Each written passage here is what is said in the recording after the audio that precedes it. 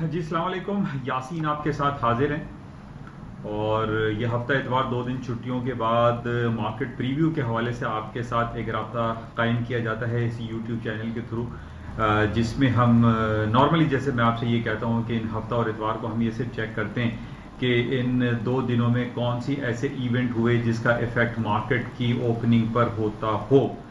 तो इन 2 दिनों में यानी हफ्ता और इतवार जो 2 दिन गुजरे हैं, इसमें अक्रॉस द बोर्ड पूरी दुनिया में कोई ऐसी खास नेगेटिव खबर हमें दिखाई नहीं दे रही जिसके बेस पे मैं आपसे ये कहूँ कि गोल्ड सिल्वर में या स्टॉक्स में या इवन करेंसीज में कोई बड़ी मूव आ सकती है।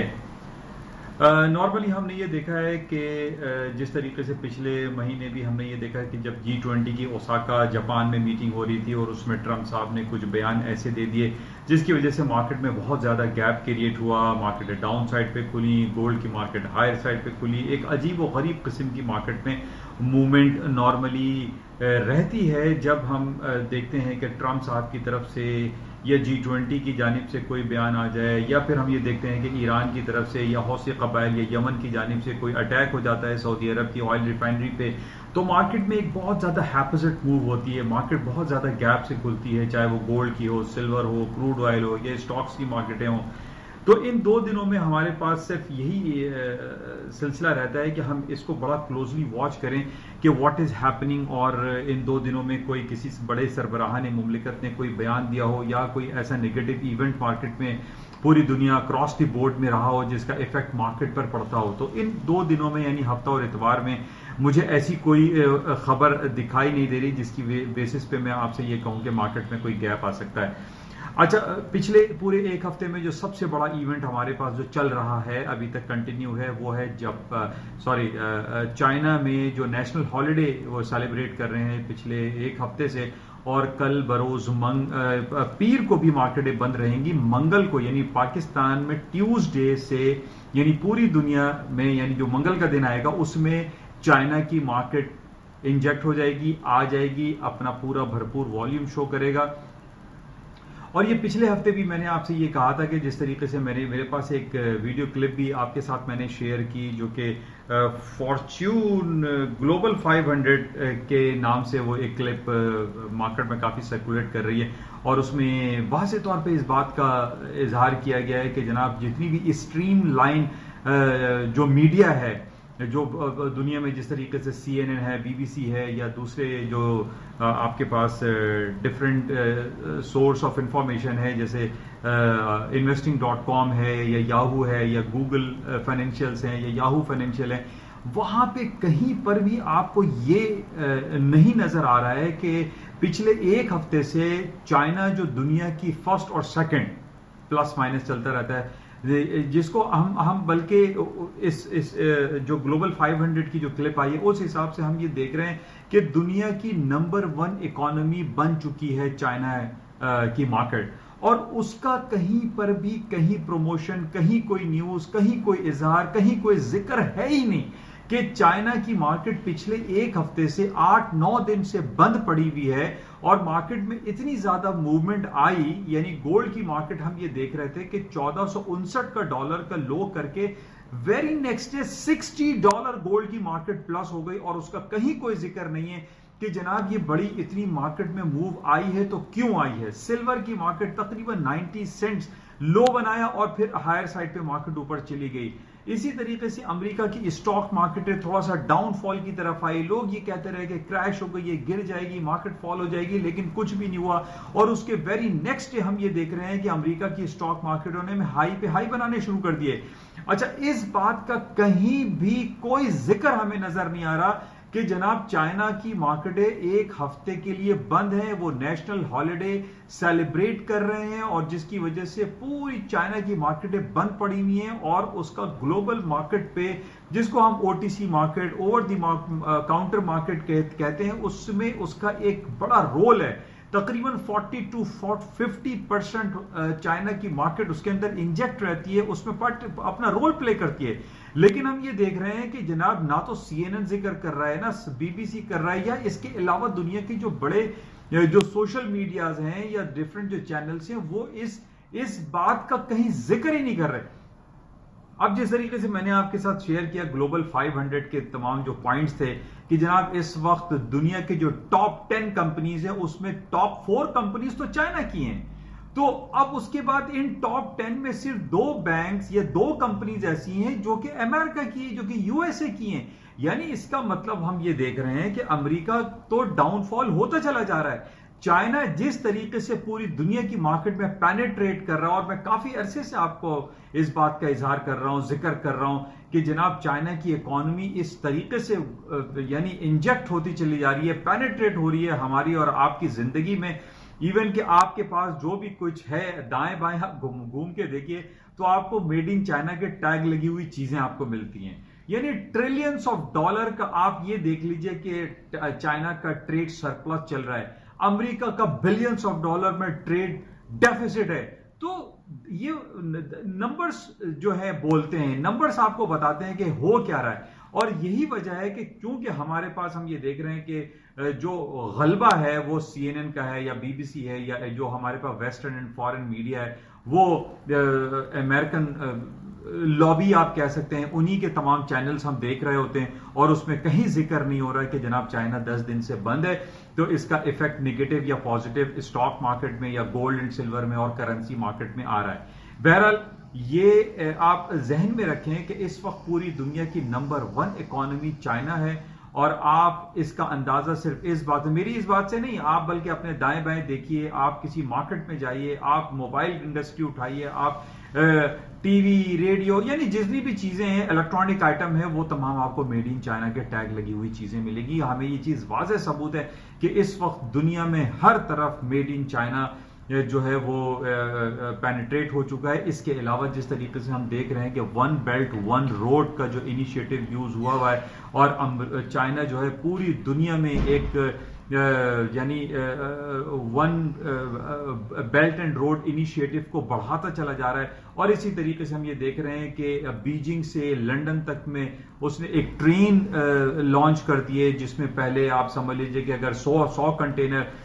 शिप पे जाते थे तो उसमें 1,000 कंटेनर जा रहे हैं। पूरे यूरोप में चाइना घुस चुका है, पूरे अमेरिका में चाइना है। और इस वजह से हम ये कह रहे हैं कि एक हफ्ते से चाइना की मार्केटें बंद है, जिसका नेगेटिव इंपैक्ट हमने मार्केट में देखा। पिछले हफ्ते गोल्ड की मार्केट तकरीबन $60 डाउन हो गए, फिर प्लस हो गई। सिल्वर की मार्केट ऊपर चली गई। स्टॉक्स मार्केट में जिस तरीके से मैंने आपको S&P डाउ जोन्स और नेस्डैक के जो लेवल्स दिए थे, हालांकि मार्केट उनके नीचे चली गई थी और ये जहन में आ रहा था कि जनाब अब स्टॉक मार्केटें अमेरिका की डाउन हो जाएंगी, गिर जाएंगी, लेकिन ऐसा ना हो सका। मार्केटें फ्राइडे को तमाम अपने हाईएस्ट लेवल पर बंद हुई। S&P का जो मैंने आपको 2945 का लेवल दिया था, मार्केट 2950 या 55 के लगभग बंद हुई, यानी मोर देन 2945 के ऊपर बंद हुई। 78 फिगर के ऊपर तकरीबन नेस्डैक क्लोज हुआ। इसी तरीके से 26,004 से ऊपर मैंने आपसे जिक्र किया था कि अगर डाउ जोन्स ऊपर जाता है तो the market will go up again, और यही सूरत हाल हमने फ्राइडे को देखी। आज की मार्केट, आज हमारे पास जो सबसे इंपॉर्टेंट बैरोमीटर होता है वो सऊदी अरब का अल तदावुल अल शेयर्स होता है, जिसको हम थोड़ा सा देख लेते हैं कि मार्केट किस तरफ जा सकती है। तो आज सऊदी अरब की जो स्टॉक मार्केट है वो भी पॉजिटिव रही, 40-50 पॉइंट पॉजिटिव मार्केट बंद हुई। तो ये इंडिकेट कर रही है कि अमेरिका की स्टॉक मार्केटें दोबारा हायर साइड पे जा सकती हैं। हालांकि ये बात एक तरफ है कि चाइना की इकोनॉमी पूरी दुनिया में छाती चली जा रही है, वो प्लस में है, लेकिन दूसरी तरफ हम ये भी देख रहे हैं कि जनाब अमेरिका की इकोनॉमी स्टिल प्लस में है, हायर साइड पे है, billions and trillion dollar industry है। तो हम इन पॉइंट्स पे ये नहीं कह सकते कि अमेरिका की स्टॉक मार्केट है फॉल हो जाएंगी, गिर जाएंगी और चाइना बहुत आगे निकल गया। बहरहाल चाइना एक हकीकत है, और जिस तरीके से पिछले 8, 10, 20 सालों में हम चाइना को ऊपर आते हुए देख रहे हैं कि हम ये कह सकते हैं कि आइंदा 5 से 10 सालों में चाइना पूरी दुनिया पर रूल कर रहा होगा। बहरहाल अभी से तकरीबन 2-3 घंटे के बाद मार्केटें खुल जाएंगी, उसमें हम देखते हैं कि क्या सूरत हाल रहती है। लेकिन इसके साथ जो 2 दिन हमारे पास जो खबरें रही वो अमेरिका के सदर डोनाल्ड ट्रंप की इम्पीचमेंट के हवाले से काफी खबर चलती रही कि जनाब उन्होंने पहले तो यूक्रेन के प्रेसिडेंट को डायरेक्ट कॉल कर दिया और उस पर बहुत बरहमी का इजहार किया नैन्सी पेलोसी ने। अब नैन्सी पेलोसी दोबारा इसमें गुस्से का इजहार कर रही है कि ट्रंप साहब ने इनकी किसी बात को खातिर में ना लाते हुए न सिर्फ यूक्रेन के प्रेसिडेंट को फोन करके कहा कि जो बाइडेन की जो है इन्वेस्टिगेशन करवाएं कि जो बिलियंस ऑफ डॉलर उन्होंने करप्शन में कमाए, कि यूक्रेन की एक गैस कंपनी में उनका कुछ कॉन्ट्रैक्ट था, उनके बेटे हंटर बाइडेन का भी कॉन्ट्रैक्ट था, उन्होंने ये तमाम बातों को रद्द कर दिया ट्रंप साहब ने, और उन्होंने कोई खातिर में नहीं लाया, और उन्होंने अब चाइना को कॉल कर दिया है कि चाइना आप भी जो बाइडेन के खिलाफ इन्वेस्टिगेट करें। तो यानी यहां पर ये बात हम ये देख रहे हैं कि कहां तो नैन्सी पेलोसी डेमोक्रेट्स वाले इस बात पे चिल्ला रहे हैं, बिफरे हुए हैं कि जनाब ट्रंप साहब अपनी लाइन क्रॉस करते चले जा रहे हैं, और उन्होंने ना सिर्फ यूक्रेन के प्रेसिडेंट को फोन करके लाइन क्रॉस की थी, बल्कि अब उन्होंने चाइना को भी कॉल कर दिया। बहरहाल चाइना को उन्होंने कोई ऑफिशियली भी कॉल नहीं किया, वो एक मीडिया कॉल है कि जनाब चाइना को भी चाहिए कि उनकी जो है इन्वेस्टिगेट कराएं जो बाइडेन, जो कि उनके क्लोज जो नॉमिनी हैं डेमोक्रेट के, जो कि 2020 के इंतखाबात में उनके साथ फाइट करेंगे कि आया वो नेक्स्ट प्रेसिडेंट बनते हैं या नहीं बनते। लेकिन हम ये देख रहे हैं कि जिसको हम विसल ब्लोअर क्लेम भी कहते हैं, इसको एक वर्ड टर्मिनोलॉजी इस्तेमाल होती है, लेकिन ट्रंप साहब की जो इंपॉर्टेंस है, ट्रंप साहब की जो पावर है, ट्रंप साहब की जो एक रूलिंग सिलसिला है, वो बहुत ज्यादा स्ट्रांग हमें दिखाई दे रहा है। इसी वजह से हम ये देख रहे हैं कि जैसे कि हमें पता है कि सेनेट में ट्रंप साहब यानी रिपब्लिकन पार्टी की बहुत ज्यादा पावर है, और वो सेनेट में ये बिल कभी पास नहीं होगा कि उनकी इंपीचमेंट कराई जाए। और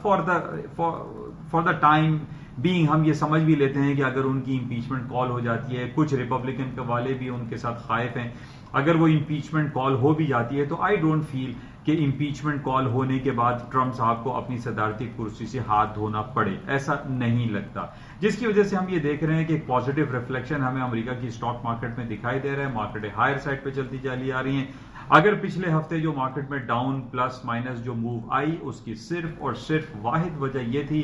कि